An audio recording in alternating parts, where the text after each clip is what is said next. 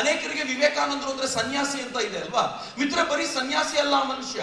ಅಮೆರಿಕಾದ ಸರ್ವಧರ್ಮ ಸಮ್ಮೇಳನದಲ್ಲಿ ಸ್ವಾಮಿ ವಿವೇಕಾನಂದರು ಮಾತನಾಡಿದ ನಂತರ ಒಂದು ಸೈನ್ಸ್ ಕಾನ್ಫರೆನ್ಸ್ಗೆ ಅವರನ್ನು ಕರೆಸಲಾಯಿತು. ಎಲ್ಲ ಜಗತ್ತಿನ ಶ್ರೇಷ್ಠ ವಿಜ್ಞಾನಿಗಳು ನಿಂತಿದ್ದಾರೆ. ವಿವೇಕಾನಂದರು ಅವ್ರಿಗೆ ಮಾತಾಡ್ತಾ ಇದ್ರೆ ವಿವೇಕಾನಂದರ ಎದುರುಗಡೆ ಕೂತ್ಕೊಂಡು ಸ್ಟೂಡೆಂಟ್ಸ್ ತರ ಕೇಳ್ತಾ ಇದ್ರು ಅವರು. ವಿವೇಕಾನಂದರು ವಾಪಸ್ ಬಂದ ನಂತರ ಇಲ್ಲಿನ ಶಿಷ್ಯರು ಕೇಳಿದ್ರು, ನೀನ್ ಯಾಕೋ ಅಮೆರಿಕಾದಲ್ಲಿ ರಾಮಕೃಷ್ಣ ಪರಮಹಂಸರ ಬಗ್ಗೆ ಮಾತನಾಡಲಿಲ್ಲ? ಅದಕ್ಕೆ ಅವರಂದ್ರು, ಅಮೆರಿಕನರಿಗೆ ವಿಜ್ಞಾನದ ಮೇಲೆ ಬಹಳ ಹುಚ್ಚು, ಅದಕ್ಕೆ ನಾನು ಮೊದಲು ವಿಜ್ಞಾನದಿಂದ ಅವ್ರ ಎಲ್ಲ ಚಿಂತನೆಗಳನ್ನ ಧ್ವಂಸ ಮಾಡಿದ ನಂತರ ಆನಂತರ ಯಾರ್ಯಾರು ಹತ್ತಿರಕ್ಕೆ ಬಂದ್ರು ಅವರಿಗೆ ಭಾರತದ ವೇದಾಂತವನ್ನ ಬೋಧಿಸಿದೆ ಅಂತ ಸ್ವಾಮಿ ವಿವೇಕಾನಂದರು ತುಂಬಾ ಸ್ಪಷ್ಟವಾದ ದನಿಯಲ್ಲಿ ಹೇಳ್ತಾರಲ್ಲ, ಅದು ಅವರು ವಿಜ್ಞಾನದ ಸ್ಪಿರಿಟ್. ಮಿತ್ರ, ನೀವು ಮಲ್ಲೇಶ್ವರಂ ಅಲ್ಲಿ ಇದ್ದೀರಾ, ನೀವು ಬಹಳ ಖುಷಿ ಪಡಬೇಕು. ಯಾಕೆಂದ್ರೆ ಇವತ್ತು ಇಂಡಿಯನ್ ಇನ್ಸ್ಟಿಟ್ಯೂಟ್ ಆಫ್ ಸೈನ್ಸ್ ಅಂತ ಏನಾದ್ರು ಇದೆ ಅಂತಂದ್ರೆ ಅದಕ್ಕೆ ಕಾರಣವಾಗಿದ್ದು ಸ್ವಾಮಿ ವಿವೇಕಾನಂದರು ಅಂತ ಬಹಳ ಗೊತ್ತಿಲ್ಲ. ಇಂಡಿಯನ್ ಇನ್ಸ್ಟಿಟ್ಯೂಟ್ ಆಫ್ ಸೈನ್ಸ್ ನಿರ್ಮಾಣಗೊಂಡಿದ್ದು ಹೇಗೆ ಗೊತ್ತಾ? ಸ್ವಾಮಿ ವಿವೇಕಾನಂದರು ಟ್ರಾವೆಲ್ ಮಾಡ್ತಿರುವಾಗ ಟಾಟಾ ಅವ್ರ ಜೊತೆ ಸಹಯಾತ್ರಿಯಾಗಿದ್ರು.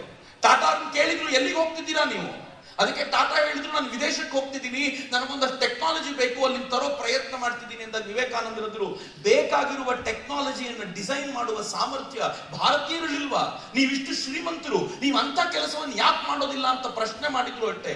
ಟಾಟಾ ತಲೆ ಹುಳ ಬಿಟ್ಟಾಗಿತ್ತು. ಟಾಟಾದವ್ರು ಹುಡುಕಾಡಿ ಫೈನಲಿ ಇಂಡಿಯನ್ ಇನ್ಸ್ಟಿಟ್ಯೂಟ್ ಆಫ್ ಸೈನ್ಸ್ಗೆ ನಮ್ಮ ಮೈಸೂರಿನ ಮಹಾರಾಜರು ಇಲ್ಲೇ ಜಾಗ ಕೊಟ್ಟಿದ್ರಿಂದಾಗಿ ಇಂಡಿಯನ್ ಇನ್ಸ್ಟಿಟ್ಯೂಟ್ ಆಫ್ ಸೈನ್ಸ್ ನಿರ್ಮಾಣಗೊಳ್ತಲ್ಲ.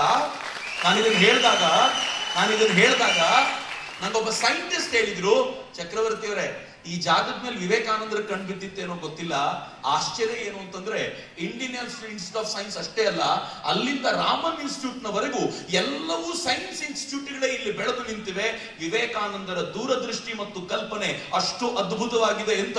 ಏನು ಅದ್ಭುತವಾದ ಮನುಷ್ಯ ಮಿತ್ರ. ಮನುಷ್ಯ ಬರೀ ಇಷ್ಟೇ ಅದ್ಭುತ ಅಲ್ಲ, ವಿವೇಕಾನಂದರ ಪದಚಿಹ್ನ ಹೇಗಿತ್ತು ಅಂತಂದ್ರೆ, ಅವರ ಹೃದಯ ಏನು ಅದ್ಭುತವಾದ್ದು ಅಂತಂದ್ರೆ, I tell you a story. ನನಗದನ್ನು ಕೇಳುವಾಗಲೆಲ್ಲ ಯಾವಾಗ್ಲೂ ಆಶ್ಚರ್ಯ ಅನ್ಸುತ್ತೆ, ಒಬ್ಬ ಮನುಷ್ಯ ಹೀಗೆ ಬೆಳೆದು ನಿಲ್ಲಿಕ್ಕೆ ಸಾಧ್ಯ? ವಿವೇಕಾನಂದರು ವಿದೇಶದಲ್ಲಿ ತಮ್ಮ ಶಿಷ್ಯರೊಡನೆ ತಿರುಗಾಡ್ತಿದ್ದಾಗ ಒಂದು ಕಡೆ, probably it was in Greece, Swami ವಿವೇಕಾನಂದರು ನಡ್ಕೊಂಡು ಹೋಗ್ತಾ ಇದ್ರು. ಒಂದು ಪಕ್ಕದಲ್ಲಿ ಒಂದು ಕಲ್ಲು ಬೆಂಚ್, ಆ ಬೆಂಚಿನ ಮೇಲೆ ಒಂದಷ್ಟು ವೇಶ್ಯೆಯರು ಗಂಡು ಮಕ್ಕಳನ್ನ ಅಟ್ರಾಕ್ಟ್ ಮಾಡಿಕೊಂಡು ಕೂತಿರುವಂತ ಹೆಣ್ಮಕ್ಳು. ಈ ಅದ್ಭುತವಾಗಿರುವಂತ ಸನ್ಯಾಸಿ, ಏನ್ ಫಿಸಿಕ್ ಅವನದ್ದು, ಏನ್ ಬಾಡಿ ಬಿಲ್ಟು, ಅದನ್ನ ನೋಡಿ ಅವರಿಗೆ ಅನ್ನಿಸ್ತು ಈ ಮನುಷ್ಯನ್ ಸ್ವಲ್ಪ ಅಟ್ರಾಕ್ಟ್ ಮಾಡಬೇಕು ಅಂತ ಸ್ವಲ್ಪ ವಿಕಾರ ಭಾವಗಳಿಂದ ವಿವೇಕಾನಂದರನ್ನ ಕರೀಲಿಕ್ಕೆ ಶುರು ಮಾಡಿದ್ರು. ಕೆಲವರು ಸೀಟಿ ಹೊಡೆದ್ರು, ಕೆಲವರು ಏನೇನೋ ಮಾಡಿದ್ರು. ಆಗ ವಿವೇಕಾನಂದರ ಜೊತೆ ಇದ್ದ ಅವರ ಶಿಷ್ಯರು, ವಿದೇಶಿ ಶಿಷ್ಯರು ಎಳ್ಕೊಂಡು ಹೋಗ್ಲಿಕ್ಕೆ ಟ್ರೈ ಮಾಡಿದ್ರೆ ವಿವೇಕಾನಂದರ ಆ ಹೆಣ್ಮಕ್ಳನ್ನ ನೋಡಿದ್ರು. ಮಿತ್ರ, ನಾವು ಯಾರು ಇದನ್ನ ಯೋಚನೆ ಮಾಡ್ಲಿಕ್ಕೂ ಸಾಧ್ಯ ಇಲ್ಲ. ನೋಡಿ ವಿವೇಕಾನಂದರು ಏನ್ ಮಾಡಿದ್ರು ಗೊತ್ತಾ? ಅವ್ರ ಹತ್ರಕ್ಕೆ ಹೋಗಿ ಆ ಹೆಣ್ಮಕ್ಕಳ ಹತ್ರ ಅವರು ಮೊಣಕಾಲು ಮಂಡಿಯೂರಿ ಕೂತು ಕೈ ಮುಗಿದು, ಅಮ್ಮ, ನೀವೆಲ್ಲ ದೇವಿಯ ಸ್ವರೂಪರು, ದೇವಿ ನಿಮಗ್ ಮಾತ್ರ ಈ ಕಷ್ಟ ಯಾಕೆ ಕೊಟ್ಟಿದ್ದಾಳೆ? ನಂಗೆ ಬಹಳ ಸಂಕಟ ಆಗ್ತಿದೆ ನಿಮ್ಮನ್ನು ನೋಡ್ತಾ ಅಂತ ಕಣ್ಣಿಂದ ನೀರು ಧಾರಾಕಾರವಾಗಿ ಸುರಿಸ್ತಾ ಇದ್ರೆ ಆ ದೇಶದ ವೇಶ್ಯೆಯರು ತಮ್ಮ ಮುಖಗಳನ್ನು ಮುಚ್ಕೊಳ್ತಾರೆ. ಇಂಥ ಪವಿತ್ರಾತ್ಮನಿಗೆ ಮುಖ ತೋರಿಸುವ ಯೋಗ್ಯತೆ ನಮ್ಗಿಲ್ಲ ಅಂತ ಮುಖ ಮುಚ್ಕೊಂಡ್ರೆ ಒಂದ್ ಹೆಣ್ಮಗಳು ತನ್ನ ಕೈಗಳ ಸಂಧಿಯಿಂದ, ಬೆರಳ ಸಂಧಿಯಿಂದ ವಿವೇಕಾನಂದರ ಮುಖ ನೋಡ್ತಾ, ಅಯ್ಯಯ್ಯೋ, ಕ್ರಿಸ್ತನೇ ಬಂದ್ಬಿಟ್ಟಿದ್ದಾನಲ್ಲಪ್ಪ, ಕ್ರಿಸ್ತನೇ ಎದುರಿಗೆ ಬಂದು ಕೂತು ಬಿಟ್ಟಿದ್ದಾನಲ್ಲಪ್ಪ ಅಂತ ವಿದೇಶದ ಹೆಣ್ಮಕ್ಕಳು ಮಾತನಾಡುವ ಮಟ್ಟಿಗಿದ್ರಲ್ಲ, ಅದು ನಮ್ಮ ವಿವೇಕಾನಂದ. ಅರ್ಧದಲ್ಲಿ ಮನುಷ್ಯ ಅಲ್ಲ. ವಿವೇಕಾನಂದರು ಅಮೆರಿಕಾದ ಭಾಷಣ ಮುಗಿಸಿ ಬಂದಾಗ ನೂರಾರು ಜನ ಹೆಣ್ಮಕ್ಳು ವಿವೇಕಾನಂದರನ್ನು ಮುತ್ತಿದ್ರು. ಹಾಗೆ ಮುತ್ತಿದಾಗ ಒಂದು ಹೆಣ್ಮಗಳು ಪಕ್ಕದಲ್ಲಿ ನಿಂತ್ಕೊಂಡು ಹೇಳ್ತಾಳೆ, ಅಮೆರಿಕಾದ ಭೋಗವಾದಿ ಹೆಣ್ಣು ಮಕ್ಕಳಿಂದ ಈತ ಬಚಾವ್ ಆಗ್ತಾನೆ ಅಂತಾದ್ರೆ ಇವನು ಬರೀ ಮನುಷ್ಯ ಅಲ್ಲ, ದೇವರು ಅಂತ ನಾನು ಒಪ್ತೀನಿ ಅಂತ ಅನ್ಕೊಂಡ್ಲು. ಇದಾದ ಕೆಲವು ದಿನದಲ್ಲಿ ಏನಾಯ್ತು ಗೊತ್ತಾ? ಒಂದು ಹೆಣ್ಮಗಳು ವಿವೇಕಾನಂದರ ಹತ್ರ ಬರ್ತಾಳೆ, ಬಂದು ಕೇಳ್ತಾಳೆ, Swami, I want to marry you. ಕೇಳಿದ್ರು. ಹಂಗಂದ ತಕ್ಷಣ ಸ್ವಾಮೀಜಿ ಹೇಳಿದ್ರು ತಮಾಷೆ ಮಾಡ್ತಾ, ನನ್ನನ್ನು ಯಾಕೆ ಮದುವೆ ಆಗ್ಬೇಕು? ಅವಳ ಐಡಿಯಾ ಕೆಟ್ಟದ್ದಿರ್ಲಿಲ್ಲ. ಅವಳಂದ್ಲು, ನಿಮ್ಮನ್ನ ಮದುವೆ ಆಗ್ಬೇಕು, ನಿಮ್ ಥರದ ಒಬ್ಬ ಮಗನನ್ನ ಪಡ್ಕೋಬೇಕು ಅಂತ ನನ್ಗೆ ಆಸೆ ಇದೆ, ಅದಕ್ಕೆ ಮದುವೆ ಮಾಡ್ಕೊಳ್ತೀನಿ ಅಂತ ಅಂದ್ಲು.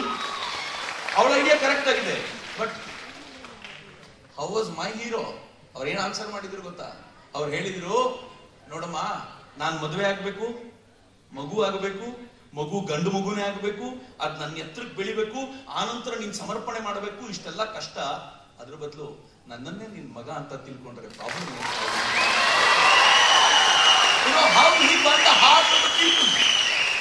ಜಗತ್ತಿನ ಜನರ ಮನಸ್ಸನ್ನ ಗೆದ್ದಿದ್ದು ಸ್ವಾಮಿ ವಿವೇಕಾನಂದರು. ಹೀಗೆ ಬರೀ ಇಷ್ಟೇ ಆಗಿದ್ರೆ ನಾನು ಸುಮ್ಮನಾಗಿರುತ್ತಿದ್ದೆ ಆಗ್ತಿದ್ನೇನೋ. ಅವರ ಹೃದಯ ಒಂದು ಕಡೆ, ಅವರ ಬೌದ್ಧಿಕತೆ ಒಂದು ಕಡೆ. ಆದ್ರೆ ವಿವೇಕಾನಂದರ ಸಾಮರ್ಥ್ಯ ಎಂತದ್ದು ಅಂತಂದ್ರೆ, ನನಗೆ ನಿಮಗೆ ಒಂದು ಮಾತು ಕೊಟ್ಟು ಹೋದ್ರು.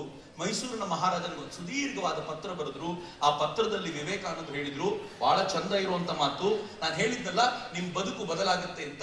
ಇವತ್ತು ಅಮಿತಾಬ್ ಹೇಳಿದ್ರಲ್ಲ, ಇವತ್ತು ಸುಜಿತ್ ಹೇಳಿದ್ರಲ್ಲ, ಇವೆಲ್ಲರೂ ಹೇಳಿರೋ ಒಟ್ಟಾರೆ ಸಂಗತಿ ಏನ್ ಗೊತ್ತೇನು? ಸ್ವಾಮಿ ವಿವೇಕಾನಂದರ ಮಾತು. ಏನ್ ಮಾತು ಗೊತ್ತಾ? They alone live who live for others, rest are more dead than alive. ಯಾರು ಇತರರಿಗಾಗಿ ಬದುಕ್ತಾರೋ ಅವರು ಮಾತ್ರ ಬದುಕಿರ್ತಾರೆ, ಉಳಿದಿರೋರು ಬದುಕಿರೋಕ್ಕಿಂತ ಹೆಚ್ಚು ಸತ್ತೋಗಿರ್ತಾರೆ ಅಂತ. ಮಿತ್ರ, ಯಾವತ್ತಾದ್ರೂ ಒಂದು ದಿನ ಕನ್ನಡಿಯ ಮುಂದೆ ನಿಂತ್ಕೊಂಡು ನಾನು ಬದುಕಿದ್ದೀನೋ ಸತ್ತಿದ್ದೀನೋ ಅಂತ ಒಂದ್ಸಲ ನೋಡ್ರಲ್ಲ. ನನ್ನಿಂದ ಒಬ್ಬರಿಗಾದ್ರೂ ಲಾಭ ಆಗಿದ್ಯಾ, ಒಬ್ಬರಿಗಾದ್ರೂ ಉಪಕಾರ ಆಗಿದ್ಯಾ ಅಂತ ಯಾವಾಗ ಆಲೋಚನೆ ಮಾಡ್ತೀವಲ್ಲ, ಆಗೊಂದು ಹೊಸ ಬದುಕಿನ ನಿರ್ಮಾಣ ಆಗುತ್ತೆ. ಸ್ವಾಮಿ ವಿವೇಕಾನಂದರು ಅಂಥ ಬದುಕನ್ನ ಕಟ್ಟಿಕೊಟ್ರು. ಯಾರ್ಯಾರು ವಿವೇಕಾನಂದರನ್ನು ಓದಿದಾರೋ, ವಿವೇಕಾನಂದರಿಗೆ ಹೃದಯ ತೆರೆದು ಕೊಟ್ಟಿದ್ದಾರೋ, ಅವ್ರ ಬದುಕು ಬದಲಾಗಿದೆ. ಬಟ್ ನಮ್ ಪ್ರಾಬ್ಲಮ್ ಏನು ಅಂತಂದ್ರೆ, ಬದುಕು ಬದಲು ಮಾಡ್ಕೊಳ್ಳೋ ಪುರುಸೊತ್ತೇ ಇಲ್ವಲ್ಲ. 150 ಸುದ್ದಿ, 120 ಇಂಪ್ಯಾಕ್ಟ್. ಸೂಪರ್ 3 ಇಲ್ಲೇ ಡ್ರಾ, ಇಲ್ಲೇ ಬಹುಮಾನ. ಮಾಧ್ಯಮ ಇತಿಹಾಸದಲ್ಲೇ ಮೊದಲು ಪರಿಹಾರ ಪತ್ರಿಕೋದ್ಯಮ. ನಡೀತಾ ಇಲ್ಲ ಸರ್. ಗುರುಲಕ್ಷ್ಮಿನಿಲ್ಲ, ಪಿಂಚಣಿನಿಲ್ಲ, ಇದನ್ನೇ ಮಾಡಕ್ಕಾಗಿಲ್ಲ ಅಂತಂದ್ರೆ ಇನ್ನೇನ್ ಮಾಡ್ತೀರಿ ಬೇರೆ? ಏನ್ ಕಳಿಸಿ ಆ ಸಮಸ್ಯೆಯನ್ನು ಪರಿಹರಿಸಿಕೊಡ್ಲಾಗ್ಬೋದು. ಒಬ್ಬ ಅಜ್ಜಿ, ಅವರು ವಿಕಲಚೇತನರು, ಯಾರ ಹತ್ರ ಹೇಳೋದು? ನಿಮ್ ಪ್ರಾಬ್ಲಮ್ ಏನಪ್ಪಾ ಅಂತ ಕೇಳೋದಕ್ಕೆ ಯಾರು ಇಲ್ವಲ್ಲ. ಆಗ ನಾವಿರ್ತೀವಿ. ನಾವಿರೋದೇ ನಿಮ್ಗಾಗಿ. ನಾನು ಇರುವವರೆಗೆ, ಅವರು ಇರುವವರೆಗೆ 1000 ರೂಪಾಯಿ ತಿಂಗಳು ಆಗ್ತೀನಿ. ಆದ್ರೆ ಈ ಕೆಲಸ ಇದೆಯಲ್ಲ, ಯಾವತ್ತೂ ಕೂಡ ಶಾಶ್ವತವಾಗಿ ನಮಗೊಂದು ಒಳ್ಳೆ ನೆನಪನ್ನ ಕೊಡುತ್ತೆ, ನಮ್ಮನ್ನ ಕಾಪಾಡುತ್ತೆ. 24 ಗಂಟೆಯಲ್ಲಿ ಅವರ ಬದುಕು ಬದಲಾಗಿ ಹೋಯಿತು. ನಾವು ರಿಪಬ್ಲಿಕ್ ಕನ್ನಡ, ನೇಷನ್ ಫಸ್ಟ್. ಸಮಾಜ ನಮಗೆ ಬಹಳ ಮುಖ್ಯವಾಗಿರುತ್ತೆ. ನಾವು ಆ ಜಾತಿ ಈ ಜಾತಿ ಅಂತ ನೋಡೋದಿಲ್ಲ. ಸಮಾಜದ ಕಟ್ಟ ಕಡೆ ವ್ಯಕ್ತಿ ಯಾರಿರ್ತಾನೆ, ಅದು ಯಾವುದೇ ಜಾತಿಯವನಾಗಿರ್ಬೋದು, ಯಾರು ಕಷ್ಟದಲ್ಲಿದ್ದಾನೆ ಅವನ ಪರವಾಗಿದ್ದಾನೆ. ಆರು ಕನ್ನಡಕ್ಕೆ ಧನ್ಯವಾದ. ನಾವು 1 ವರ್ಷದ ನಿರ್ಭೀತ ಪತ್ರಿಕೋದ್ಯಮ ರಿಪಬ್ಲಿಕ್ ಕನ್ನಡ. ಇದು ನಿಮ್ಮ ಧ್ವನಿ. 1 ವರ್ಷ ಕಳೆದ ಒಂದೇ ವರ್ಷದಲ್ಲಿ ಚುನಾವಣೆಗಳು, ರಾಜಕೀಯ ತಂತ್ರ ಪ್ರತಿತಂತ್ರಗಳು, ಅಭಿಯಾನ, ಜನಪರ ಅಹೋರಾತ್ರಿ ಹೋರಾಟಗಳು, ಪಾರದರ್ಶಕ ವರದಿಗಾರಿಕೆಯ ಪಣ ತೊಟ್ಟು ಮುನ್ನಡೆದಿದ್ದೇವೆ. 1 ವರ್ಷದ ಸಂಭ್ರಮದ ಜೊತೆಗೆ ಜವಾಬ್ದಾರಿ ಕೂಡ ಹೆಚ್ಚಾಗಿದೆ. ಮತ್ತಷ್ಟು ಮುನ್ನುಗ್ಗಿ ಜನಪರ ನಿಲ್ಲುವ ಉತ್ಸಾಹ ಕೂಡ ಹೆಚ್ಚಿದೆ. ಯಾಕಂದ್ರೆ ಇದು ರಿಪಬ್ಲಿಕ್ ಕನ್ನಡ, ನಿಮ್ಮದೇ ಧ್ವನಿ. 1 ವರ್ಷದ ನಿರ್ಭೀತ ಪತ್ರಿಕೋದ್ಯಮ ರಿಪಬ್ಲಿಕ್ ಕನ್ನಡ. ಇದು ನಿಮ್ಮ ಧ್ವನಿ.